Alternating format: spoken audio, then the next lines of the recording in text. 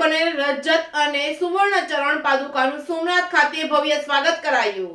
શ્રી રામ માટે બનેલ રજત અને સુવર્ણ ચરણ પાદુકાનું સોમનાથ ખાતે ભવ્ય સ્વાગત। સોમનાથ ટ્રસ્ટ દ્વારા મંત્રોચ્ચાર અને પુષ્પ વર્ષા સાથે પ્રભુ રામની ચરણ પાદુકાનું અભિવાદન કરાયું હતું। અયોધ્યા રામ લલ્લા માટે નિર્માણ કરાયેલ ચરણ પાદુકા દેવાદિદેવ સોમનાથ મહાદેવના દરબારમાં પહોંચી હતી। રામ મંદિરના અર્પણ કરવામાં આવનાર સોનાના આવરણવાળી 8 કિલો ચાંદીથી બનેલ ચરણ પાદુકા દેશભરમાં લઈ જવામાં આવી રહી છે।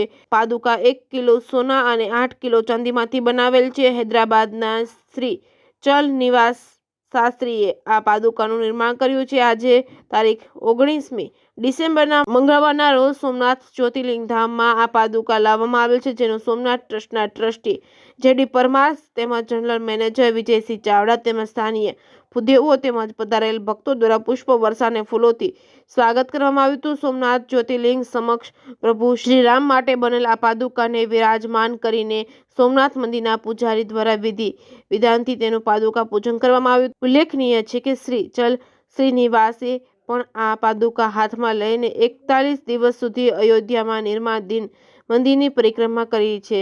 Reporting by Mahesh Vaja, Somnath.